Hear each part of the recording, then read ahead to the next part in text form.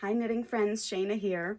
Recently my 5-year-old son asked me to knit him a sweater for back to school. He's starting kindergarten, and as I was knitting the sweater I thought, gosh, this would be a really great YouTube series if I were to seam the sweater together in multiple parts.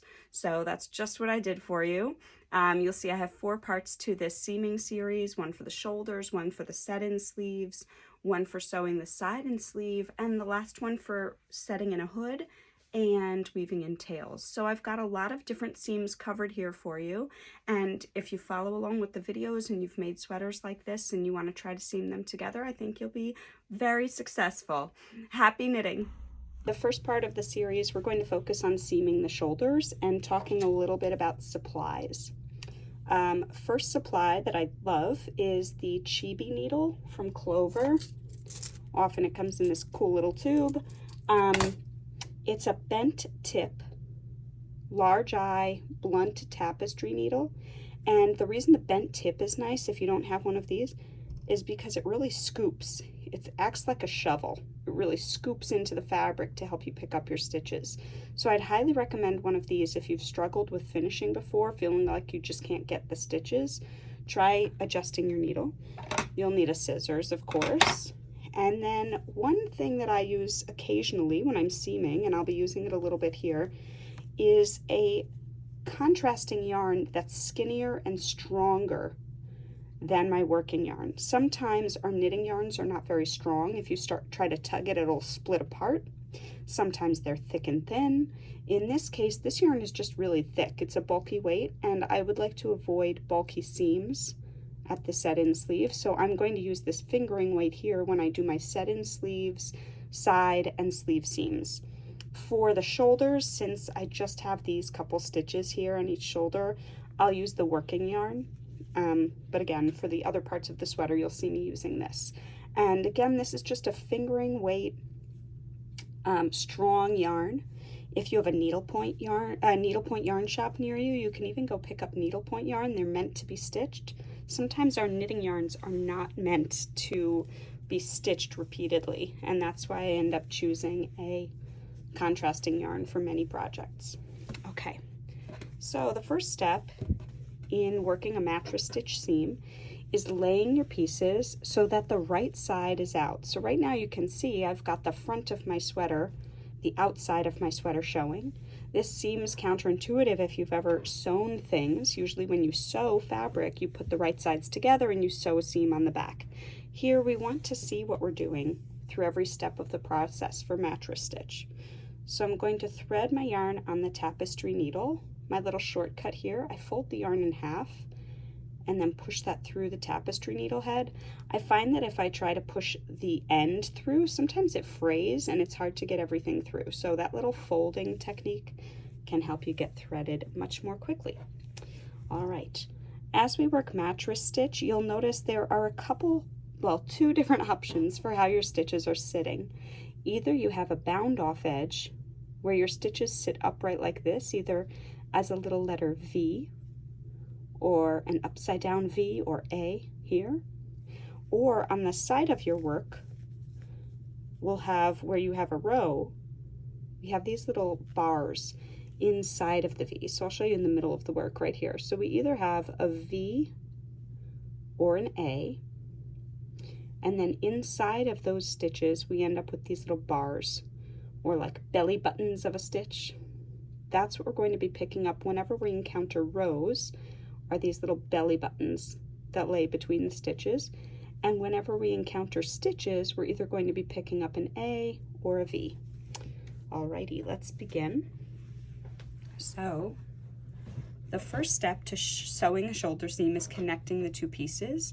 There are many ways to do this, but my favorite lately is to go on the opposite side of where the yarn is and grab 1/2 of the first stitch.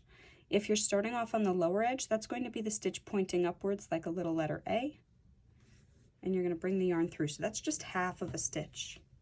And then right here on this end, the V, I'm going to dive under the V from right side, back up to the right side, and grab a full stitch. So that's both sides of the V. Then here, I'm going to go into the same hole the yarn is coming out of and grab the first side, or the second half of that A. So now I have 1 to 1. I've picked up 1 to 1 stitches, and splitting this first stitch in half by taking half of the stitch, then a full, then a half of the stitch, helps even out at the edge there where sometimes it gets a little wonky. All right, so once you've gotten your first stitch done, notice I'm keeping that yarn pretty loose between the two sides. I'm going to dive my needle in and scoop up the very next stitch. So that happens to be a V on the top. On the bottom, same thing. I'm going to dive my yarn in where it was coming out and grab the very next stitch, which happens to be an A on the bottom. The stitches point towards the seam, so this stitch is pointing down, the seam is below it. This stitch is pointing up, the seam is above it. Oop. All right, so you're going to do that for about an inch or two, and then you'll pull tight.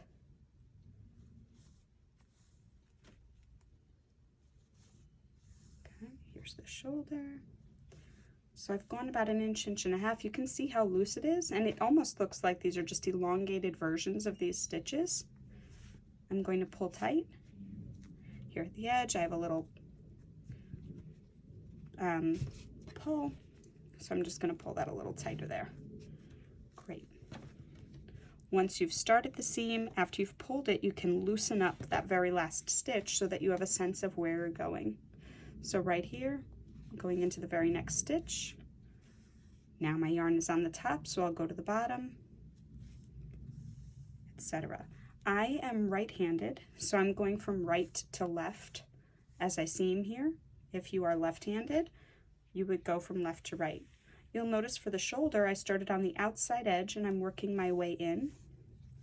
That makes the most sense rather than trying to start at the middle and make sure you have the exact number of stitches on each side.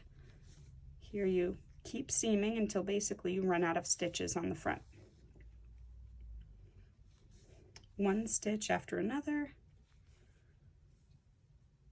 until you get to the end. So here we are. I've grabbed my last stitch, my final stitch on this front.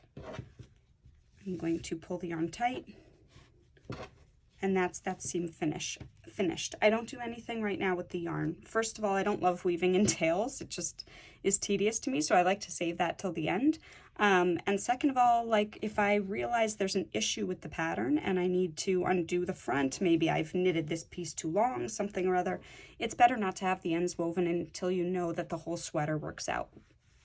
All right, after I've done that side, I'm going to turn it, and now I'm going to do the right side, the right front. Sometimes your patterns will refer to the right or the left front. That is always how the wearer will wear it. So whether it's a sweater for you or a sweater for a newborn baby, it's how the wearer, whoever is going to be wearing it, is wearing it. So this is the right front as my son will wear it, and the left front as he'll wear it. If I were looking straight at my son, it would be the opposite.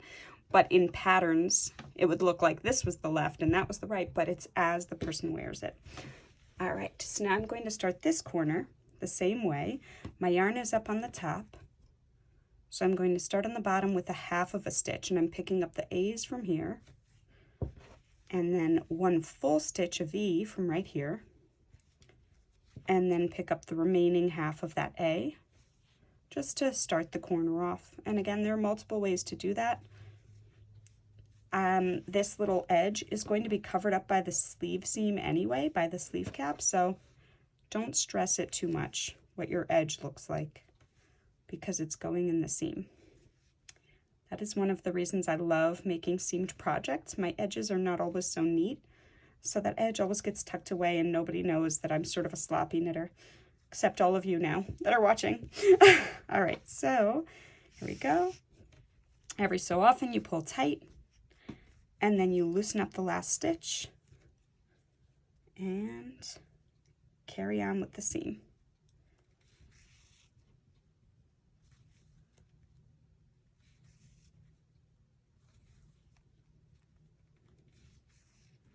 And again, I'm just continually grabbing V to A, stitch to stitch, until I get to my last full stitch on the front, which I have right here. Pull tight and just leave the yarn. See you for the next step.